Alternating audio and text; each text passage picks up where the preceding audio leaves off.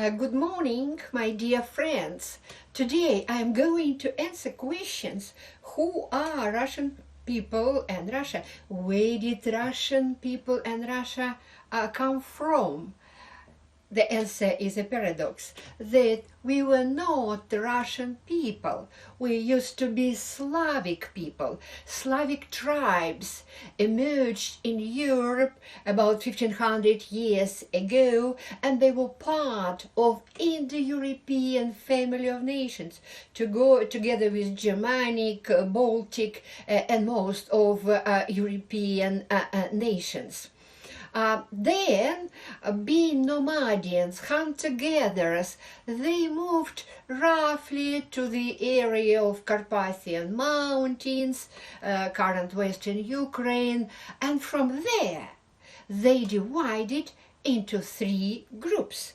One of them went northwest and developed into Czech and Polish and Slovak nations. So they are our Western Slavic cousins. Another group moved south to Balkans and developed into Croatian, Macedonian, Serbian.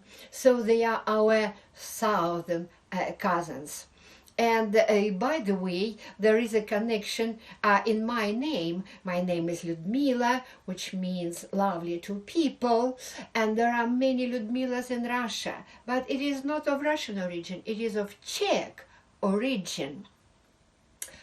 So the third group moved east and placed in the basin of Dnieper River, along the strip between Baltic and Black Sea.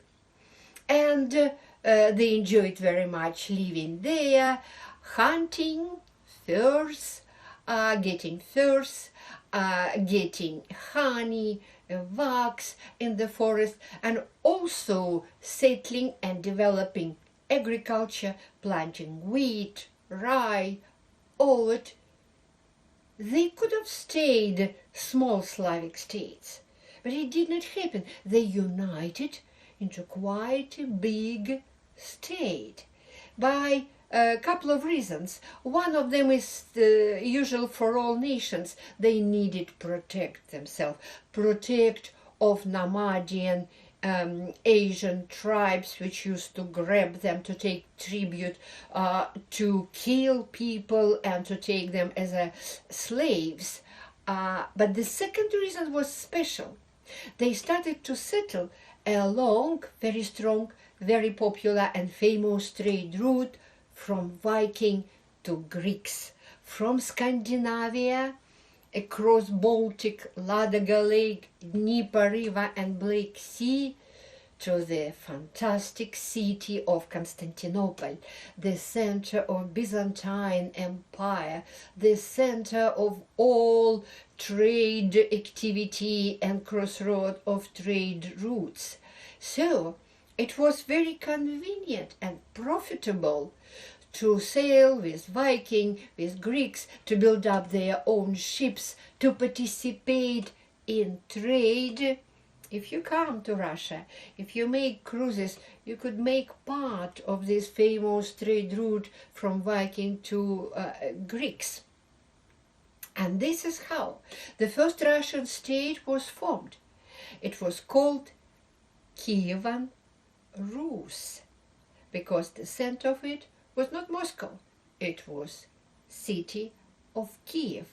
And Kievan Rus was the first Russian state and did it exist from the 9th century, 862, when people called Rurik as their first prince, up to the 1240, when the next wave of Asian invaders, nomadians, they were called Mongols, they crushed Kiev. And that Kievan Rus was one of the most developed states in the whole Europe, because trading with Byzantine Empire, with Viking and all other nations, it turned into one of the most prosperous states in the whole Europe. But also it's turned into one of the most cultural states in Europe.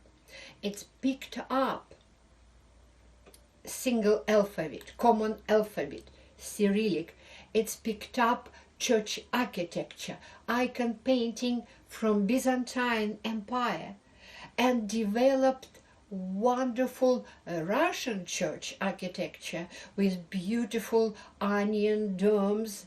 It developed Russian schools of icon painting. It's actually turned into cultural superpower, picking up Christianity from Byzantine Empire. And when people visit Russia, they could enjoy this beautiful church architecture, this unique icon painting. How about population?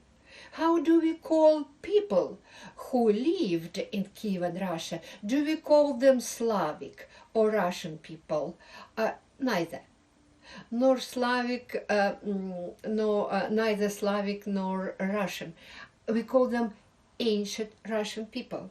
And that ancient Russian nationality was a trunk, was a big growing tree.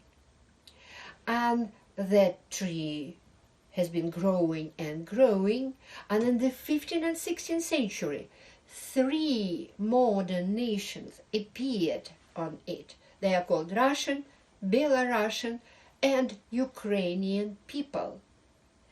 And if you ask about relation, we are triplets. We are triplets because we have absolutely the same cultural background, we have the same church background, our languages are different as dialect. We do not need translator to understand each other. And by the way, myself is a very good example because my mother used to consider herself Russian, my father Ukrainian, and I am 50% Russian, 50% Ukrainian. Believe me, there is no any considerable ethnic difference. 3 sisters, 3 brothers nation, 3 triplets. If there are some conflicts, only because it is politicized and so on. The difference was that Ukrainian and Belarusian people finished their formation, but they had no their state. They were under Lithuanian and Polish domination. And Russian people managed to finish formation of their nation, creating their second state, Moscow state. At the end of the Moscow state existence in the 16th century, Russian people moved east, crossed the border between Europe and Asia, and reached Pacific.